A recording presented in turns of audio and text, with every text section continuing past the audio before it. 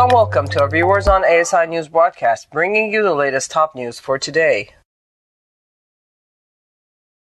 Obama, the most recent president to face impeachment calls. The real 6-year itch in American politics appears to be talk of removing the commander-in-chief, with President Obama becoming the latest in a long line of leaders to face calls for impeachment during his later years in office. Then President Clinton was impeached in his 6th year, and the calls to oust President George W. Bush, while they never reached that far, also ramped up in his 6th year in office. Impeachment calls stretched deep into the 1800s, and everyone from Franklin D. Roosevelt and Harry Truman to Ronald Reagan and Richard Nixon faced them. But presidential historians and political analysts say the recent calls have been different, suggesting a certain nonchalance for a power that was supposed to be used carefully. I think people are remarkably flippant. Neither side thinks this is actually going to happen, said Jeffrey Engel, director of the Center for Presidential History at Southern Methodist University. In recent years, it seems the rhetoric has increased to where people are discussing impeachment in a general way of expressing disdain for the incumbent. The most recent calls for impeachment of Mr. Obama have come chiefly from conservative pundits, but have been resoundingly ruled out by House Speaker John Boehner.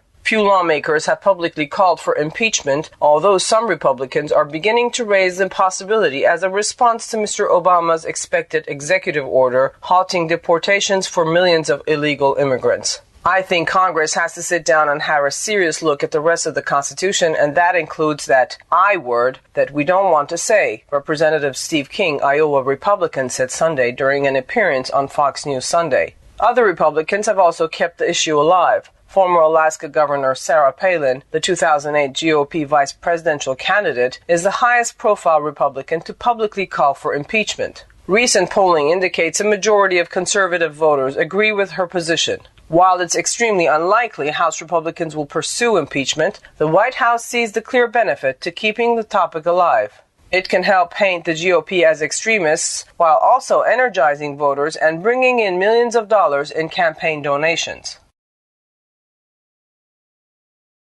Tens of thousands march on White House demanding "Let Gaza live."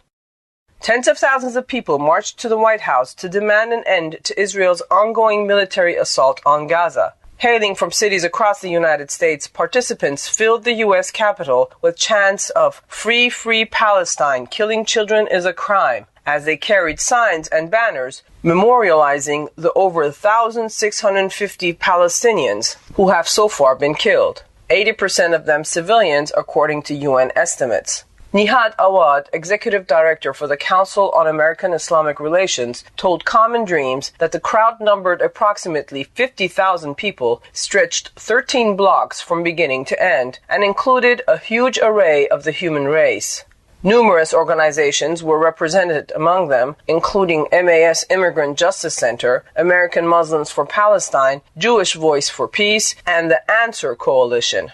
Immigrant justice demonstrators from an earlier Not One More Deportation march joined the rally. Tariq Abu Khaydar, a Palestinian-American teenager who was brutally beaten by Israeli police after he was detained in East Jerusalem last month, was included in the crowd. Demonstrators called for an end to U.S. political and financial backing of Israel, which includes $3.1 billion in military aid annually, and participants hoisted signs reading, "Let Gaza live." Rami El-Amin, Arab-American activist and writer for War Times, told Common Dreams the protest managed to punch through a lot of the lies and propaganda that dominates Washington right now. Cities and towns across the United States and world have held daily protests against Israel's strikes on the besieged Gaza Strip from the land, air, and sea, and West Bank rallies have been met with deadly fire. Palestinian civil society organizations from within Gaza recently issued a renewed call for international pressure on the form of boycott, divestment, and sanction of Israel. Awad said he believes the large numbers in Washington, D.C. on Saturday